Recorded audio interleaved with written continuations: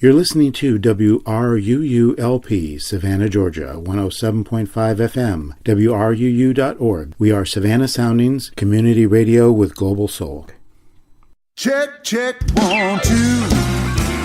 Hope you like a little country, some rock and roll and blues, 'cause we sure love playing for good people like you.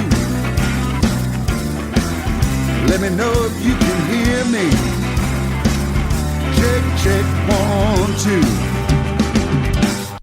Welcome to Music Local and Sustainable, the radio show that features discussions with and the music of local musicians.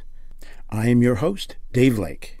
Tonight, we're talking with jazz guitarist and the president and CEO of Benedetto Guitars here at the Benedetto Guitar Workshop in Savannah. Welcome, Howard Paul. Well, thanks so much for having me on the show. Could you tell us a little bit about your musical journey? I started with guitar, was my first instrument when I was 4 years old. I had an aunt who, uniquely in that day, this is the early 1960s, was a world traveler. And so at some point she left her apartment in New York City to travel around the world, and she brought all of her junk to my parents' house in New Jersey. And among the junk was a guitar that found its way into my bedroom. So from the age of 4, I just was dying to be a guitar player because I had a guitar. And of course the Beatles were just launched in 1964. And so for my birthday that year, my parents got me a guitar teacher who, as it turned out, was a jazz guitarist, but I didn't know that for many years to come. And then at 10 years old, I was introduced to an amazing, I won't call him a savant, but a prodigy named Dave McKenzie, incredible alto saxophone player, who at 10, when you listened to him, you couldn't tell the difference between Dave and Paul Desmond, Dave Brubeck's saxophone player.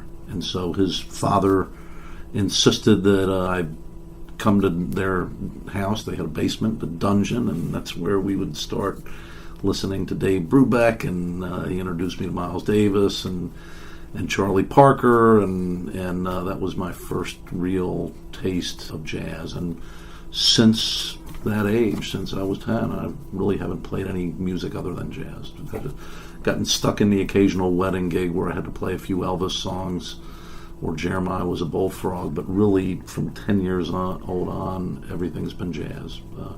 Dave and I started playing professionally at 13, and full time at 17. And when I was 20, I took a couple of years off to go to college, but played throughout college, toured during my college days. I was at the University of North Carolina, Greensboro, and some time at Chapel Hill. Played with a 14-piece jazz orchestra on weekends. We'd go on the road, the Burt Messingale Orchestra. And then during the summers, I'd be back in Atlantic City, playing in the clubs and the casinos, and did that until my mid-20s, when I decided I probably wouldn't live to see 30 if I continued on the road of being a full-time jazz musician.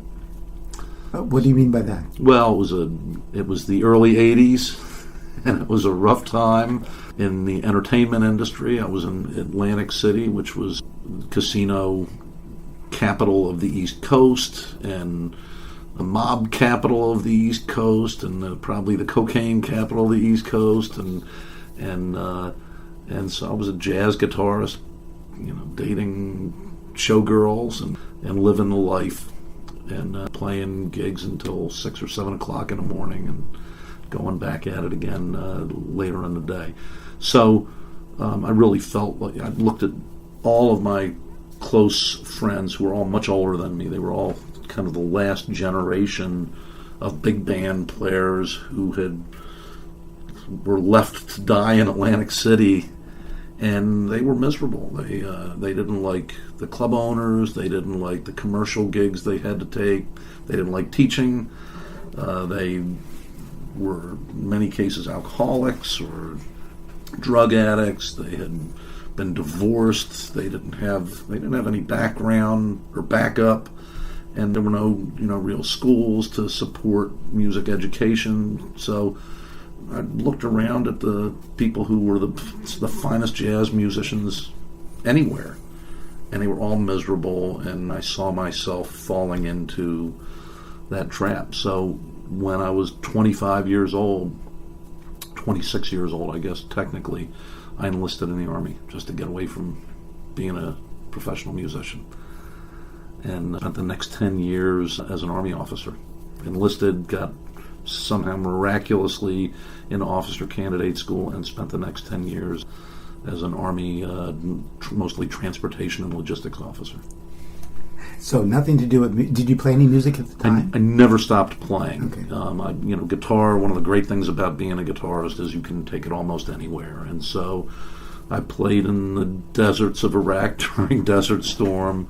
I used to sneak on to the port in Mogadishu, Somalia. There was one of the American tugboat captains there that had a guitar. He'd let me come on and practice, an hour a day if I'd play for him. I lived in Germany for 3 years and had a nice jazz trio that I played with on weekends. And when I was in the United States, I lived mostly between Richmond and Fort Eustis, Virginia. And so I had weekend gigs there. So I never really stopped playing, but I wasn't developing as a musician. I was just trying to maintain whatever chops I had, when I came into the military. And in 91, I was settled in Savannah. I was not really settled here, but stationed here at Hunter Army Airfield with orders to go directly to Desert Storm. So I had about 8 or 10 days on the ground here. The very first civilian I met in Savannah was Ben Tucker. He invited me to play with him as long as I was in town that week, and that first night I met my wife. And so I fell in love with Savannah and fell in love and decided it was going to be home whenever I got out of the military. So I spent from 91 until 96 still on active duty between Desert Storm and Somalia, and about a year at Fort McPherson in Atlanta, but with Savannah as my base during that time, and Ben Tucker as my conduit to the jazz world. In 96, I resigned from active duty to settle down permanently in Savannah. I took a day job with Chatham Steel Corporation, and that day job allowed me to play at night 4 to 5 nights a week. So I've been playing 3 to 5 nights a week ever since 1996 when I settled down here. So that's kind of my jazz trajectory. And how did you get hooked up with Benedetto guitar? I heard about Benedetto guitars in the early 70s, right after Bob had started building. Someone in Atlantic City, where I grew up, talked about this great guitar builder. At that time, Bob was in Clearwater, Florida. But I wanted, a D'Angelico, back then a D'Acquisto guitar. They were ridiculously expensive and all custom built for somebody else. D'Angelico died in '64, and that was kind of the epitome of what a jazz guitar was supposed to be. And so I couldn't get one of those, but I could buy Gibson, and I was playing Gibson L5s and Super 400s. And somebody told me about Benedetto guitars as being the best, the next great jazz guitar builder in the world. And I didn't really hear much about him. I'd seen a couple guitars along the way until 1995. As I was getting ready to get out of the military, I ran into a Philadelphia jazz guitarist named Jimmy Bruno. And within a few months of running into him, Boo Hornstein saw me on the street in Savannah and said, "We're going to try and do a Tybee Island Jazz Festival, and we want a headliner to bring down that we can afford." And I said, "You know who Jimmy Bruno?" "Of course I know Jimmy." So, "Well, let me give you some of his CDs." He had just given them to me in Philly. And Boo agreed to bring Jimmy down. When Jimmy came down for the concert, Boo called me up, said, "Pick him up from the airport, take him to the hotel. You are his chauffeur for the next 3 days." Which is a really dangerous thing to do with Jimmy Bruno. I could do hours of stand-up on my time with Jimmy. So Jimmy, at that time, was Bob Benedetto's maybe his preeminent artist. Jimmy, Bucky Pizzarelli, Howard Alton, Jack Wilkins, Chuck Wayne were all Benedetto players. But Jimmy was the hot, young, stud jazz guitarist in the world at the time. And he had a brand new 7-string Benedetto guitar. And we hung out for 2 or 3 days, and he forced me to play his new 7-string, which I'd never played before, from day one. Let's listen to Jimmy Bruno playing I'm in the Mood for Love on his 7-string Benedetto guitar.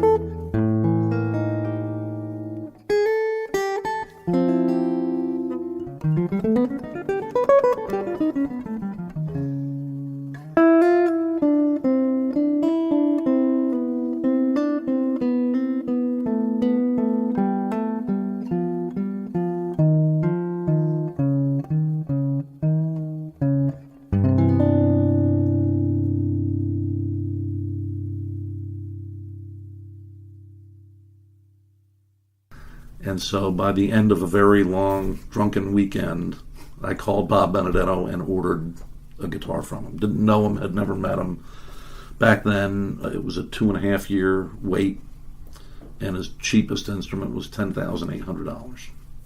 4 times as much as I'd ever spent on a guitar. And so during the next 2.5 or 3 years that I waited for my guitar, Bob Benedetto and I became very close friends.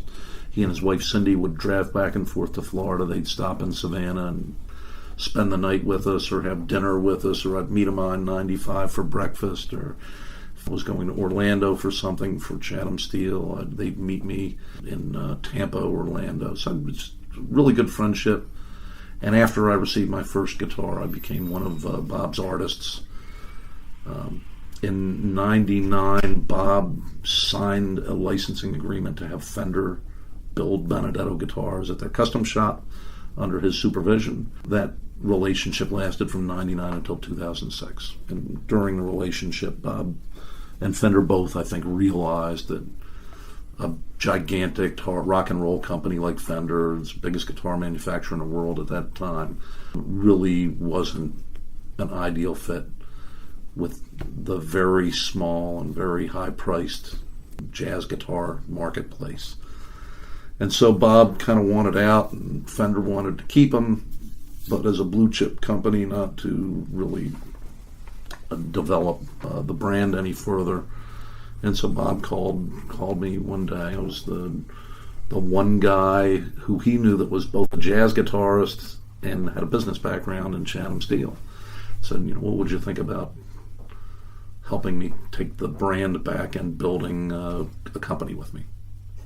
And obviously it didn't take too much forethought for me to think that was a great idea. So I left Chatham, wrote a business plan, left Chatham with the blessings of the Tenenbaum family. In fact, some of them are investors in the company, and Arnold Tenenbaum's still on the board. They really supported this venture, and it's 10 years now we've been here in Savannah.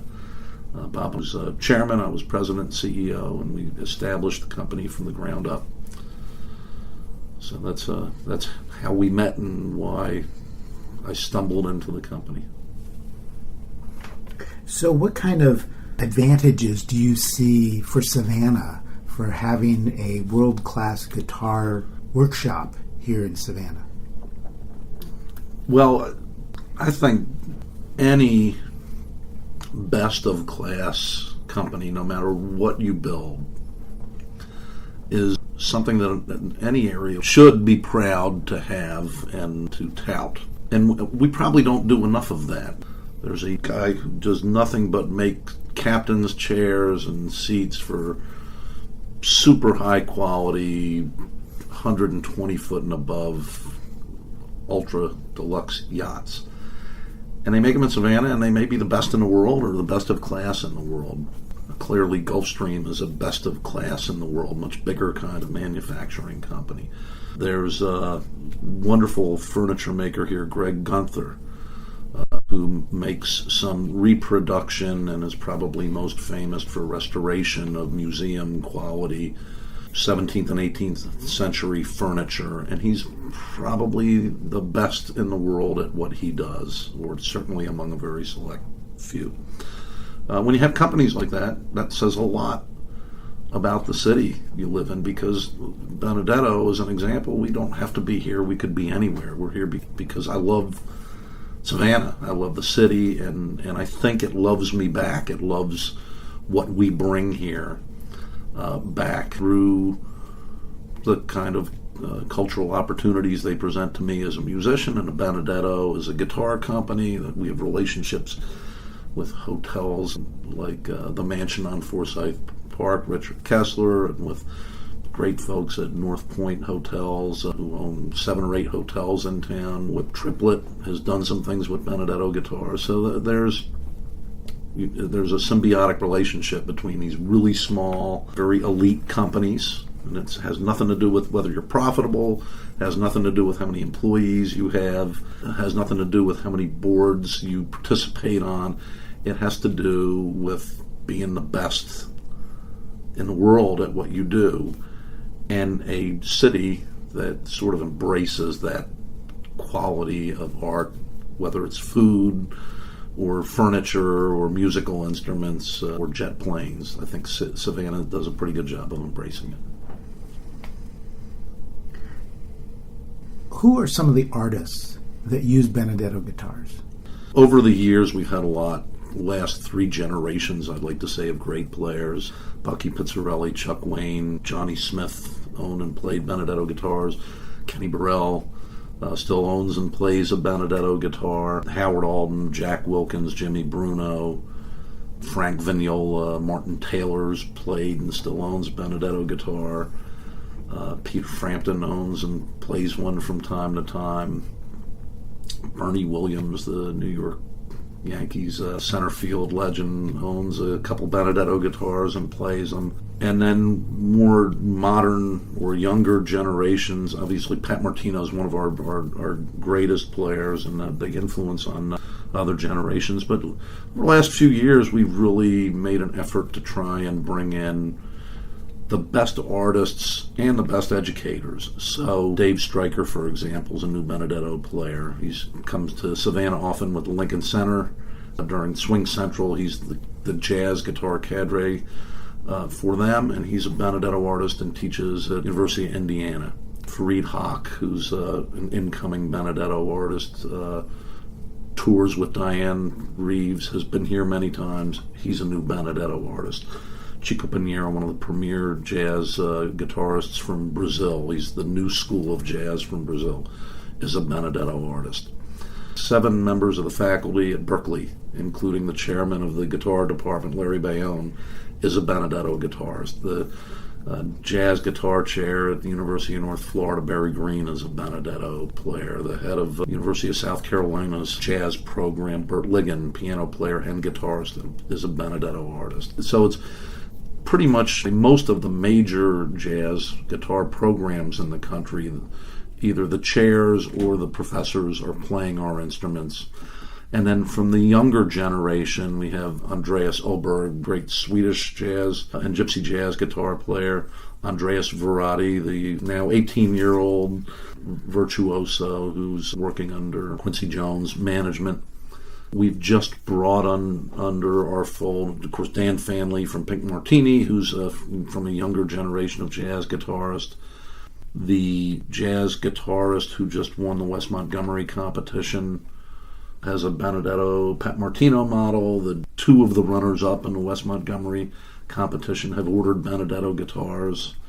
The young guy who won the Monterey Jazz Festival jazz competition, Leandro Pellegrino, just ordered a Benedetto guitar that'll be delivered. So we've really kind of worked hard to get the next generation of jazz guitarists this quality of instrument. Let's listen to some of the younger Benedetto guitar players. First, Andres Oberg playing Turbulent Bolero by Django Reinhardt from his album My Favorite Guitars.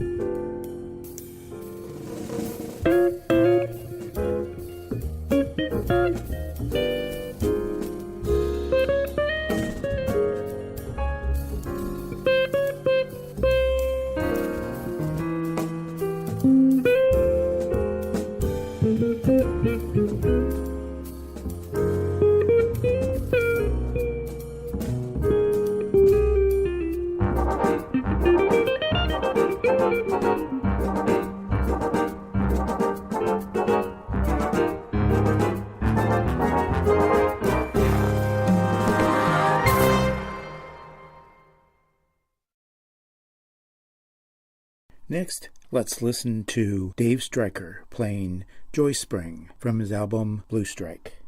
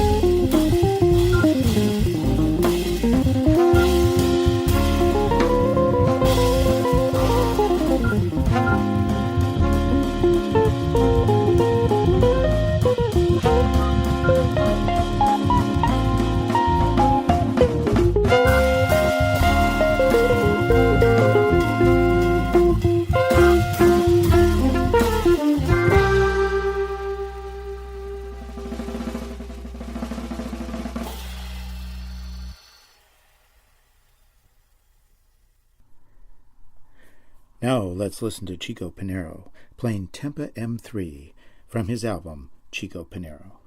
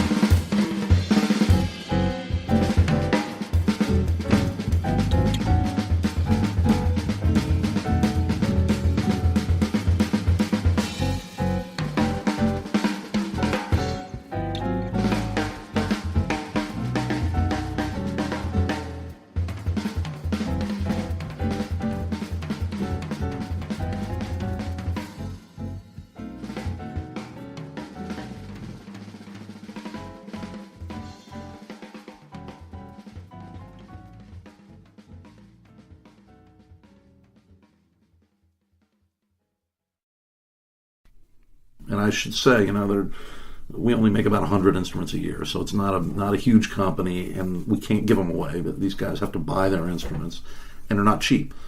So we kind of have two levels of guitars. We have what we call our professional series instruments, which are laminated construction or chambered solid body, like a Les Paul model, but maybe a step or two above a Les Paul model, or a hollow body archtop guitar that's laminated, similar to like a Gibson ES-175.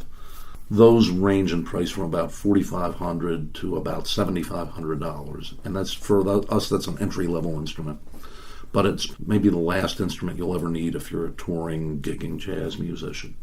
And then our carved guitars, which are the more coveted and collectible instruments, start at $10,000, which is a lot less than they started for in 1996 when I ordered mine. We've been able to make them a little more affordable because of this manufacturing process. They range from about $10,000 up to $50,000 or $60,000, depending on, or more. We've sold guitars for $100,000 before. So our customers are kind of, maybe 30% of them are the professional players, the guys who teach them in all the music conservatories, and then the guys who learn from them, the next generation of professional players.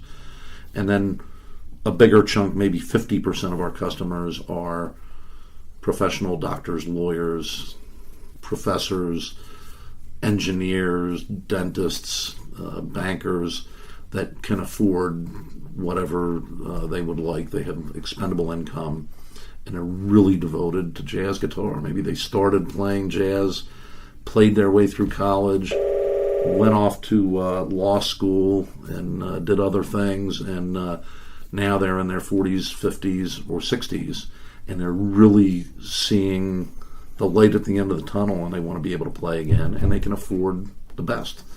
And so that's probably the biggest group of our customers. And they tend to buy the highest end of the laminated guitars or the lowest to the mid-range end of the carved guitars. And then we have a small group of, maybe 20% that are collectors. And they own a lot of guitars, and they have to have a couple of Benedettos in their collection of Martins and Gibsons and Guilds and D'Angelicos and D'Acquistos and whatever they're collecting. So that's kind of the range of customers that we have and that we build for here. Now, there are actually some jazz guitarists here in town who have Benedetto. We have a lot of Benedetto artists here in town. Bill Smith is a Benedetto player. Jackson Evans. Bruce Spradley plays a Benedetto guitar. Young man Jack Considine Jr., who's just getting ready to go off to Music Conservatory, plays a Benedetto guitar. Annie Allman, I think, has a couple of Benedetto guitars. And there's probably 15 or 20 people around town that own them. And if I try to name them all, I'll forget. And some of them are collectors, some of them are hobbyists, and some of them are professional musicians. And it sort of is like our general customer base. It's very similar in Savannah. A lot of Savannah, a lot of Benedettos, probably more Benedettos per capita in Savannah than in most places. Here's local guitarist and Benedetto guitar player Jackson Evans performing Kitchenware for the Modern Cook from his album Song Noir.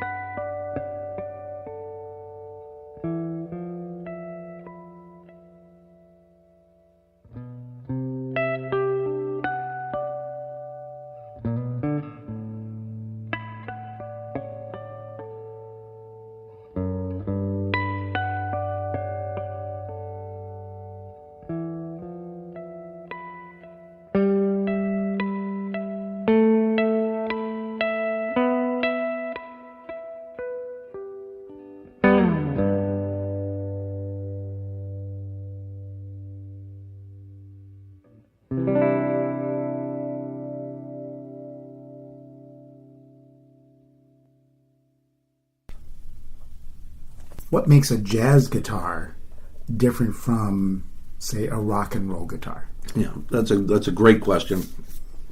And in fact, I lecture on that subject at conservatories all over the country and in Europe.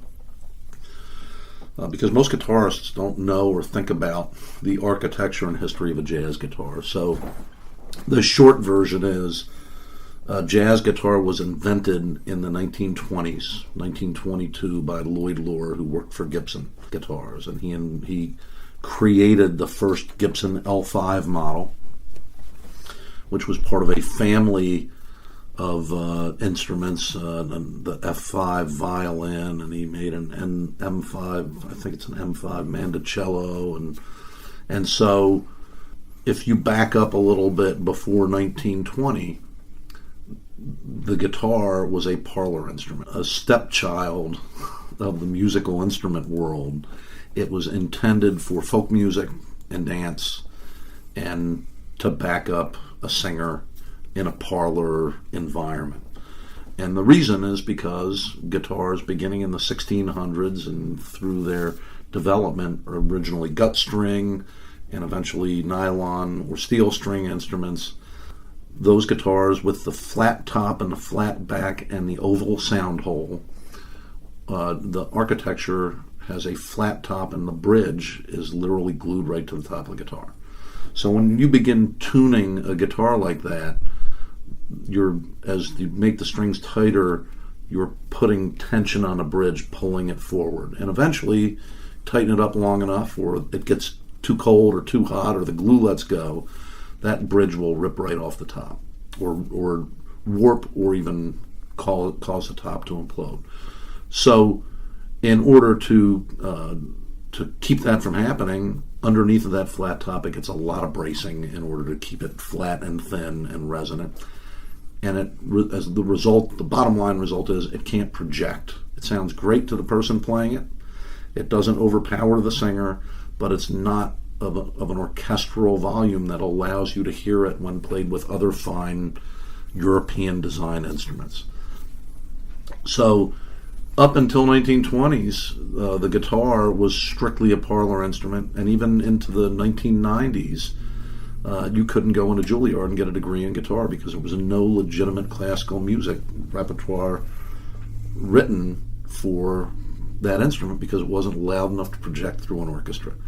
So that changed with the advent of jazz. Jazz started in New Orleans, 1910 and 1916 or so, in the Storyville area. There's a long story about how Storyville was burnt to the ground, and there was a diaspora of musicians as they moved up the Mississippi River and eventually found their way to places like St. Louis and Memphis and eventually Chicago. Totally different environment in Chicago where it's cold. And by the way, this is the 1920s, so it was during Prohibition. And so this new form of music, jazz, moved indoors and into dance halls and speakeasies, and for the first time, orchestral instruments were playing jazz instead of the New Orleans marching drums and banjo and tuba and maybe an accordion. Everything that worked in New Orleans didn't work in Chicago. And so in 1922, the guitar was developed as the rhythm instrument in an orchestra to replace what had been a banjo in a parade group in New Orleans. And what made the guitar acceptable in that environment was it was built like a violin. So the first jazz guitar had a carved arched top like a violin and a carved maple arched back, same material, spruce top, maple backsides and neck, and ebony or rosewood appointments. And early guitars had a metal tailpiece, but of course Benedetto guitars have the ebony tailpieces. But a violin or trapeze style tailpiece, and that architecture of a floating bridge and tension pushing down on the top allows the top to resonate, and because it's carved into an arch, it's a very strong architectural shape, so you don't have to put a lot of bracing underneath of it like you do that flat top guitar to keep it from destroying itself. And then by the 30s, they developed electronic pickups, and you started to hearing them for the first time as solo instruments. By the 40s, the guitar and electronics improved, and you had Les Paul stepping in and developing the electric guitar. And so the jazz guitar, in its purest form, beginning in 1922, is an acoustic instrument built much like a cello, and that's what we still build here. The most expensive, most coveted Benedettos are very similar to the original 1922 Gibson L5 built by Lloyd Loar. And we use the same extraordinarily fine, long cured materials, and we carve them by hand the same way that fine violins are carved. We still use the same kind of wood glue. We use a hide glue now. It's a tight bond in order to glue everything together. And we are always aiming for that same quality of acoustic sound that's characterized by a jazz guitar. So they're unique. And when rock and roll guitars came in late 40s and early 50s, it took away all of the acoustic quality of the instrument and replaced it with the ability to amplify it without feeding back. And so while we build a couple of instruments like that because people want a guitar that feels like a Benedetto but plays like a Telecaster or Les Paul, we do a few of those, but we really, our focus is on making the best, most balanced, most projective acoustic instruments that can be built today. What are the best places in Savannah to listen to jazz? Rancho Alegre is always great on Fridays and Saturdays. That's where Jody's trio plays, whether he's there or not. It's always some great players. Jackson Evans plays regularly at the Mansion on Forsyth Park. Some of these places, depending on who's playing there and with the audience, it may or may not be jazz. We don't really have a dedicated jazz club anymore. Looks like one may be opening soon. There's a sign on Broughton Street. Yeah, it's the place that had been open before Cocapelli's, and now I think it's the same family but a new name, but they've been trying to open for a year and a half. I'm not sure what the holdup is, but that was a dedicated jazz room, and presumably will be again. At Ruth's Chris, when I play there, I don't have to play anything but what I want to play, and so it's always going to be straight ahead jazz. This place, Peaceful Henry's in Bluffton, if you can stand the cigar smoke, when I'm performing there. It's dedicated to jazz, and it's always I bring in nationally known headliners to join me there. The Jazz Corner in Hilton Head, of course, is still a mainstay of jazz in the area and one of the top jazz clubs in the world. The name Jazzed, the restaurant's a little deceptive, but every now and then you can catch some jazz there. And I think that's it. There are a number of jazz festivals or festivals which feature jazz around Savannah. Right, so we have the last week of September is the Savannah Jazz Festival, and it's always the last full week ending before the following month. That's run by the Coastal Jazz Association, which I'm the incoming president for that organization, and I've run the Jazz Festival for several years. And in addition to that festival, Coastal Jazz Association does monthly concerts that are free to members, I think $20 for non-members and free to students. And we try to keep those very traditional jazz, straight-ahead jazz. And then we have the Savannah Music Festival, which is a broader range of music festival, but also features a lot of great jazz. And it's always starting around March 18th and running through early April. Howard Paul, I want to thank you so very much. Well, thank you, and I'm looking forward to seeing more of you and maybe talking to you again sometime. This has been another edition of Music Local and Sustainable, and I've been your host, Dave Lake. Well, I know we ain't headed for the Hall of Fame. Gonna give it what we got, man, that ain't no shame. Let me know if you can hear me. Check, check, 1, 2. Let me know if you can hear me. Check, check, 1.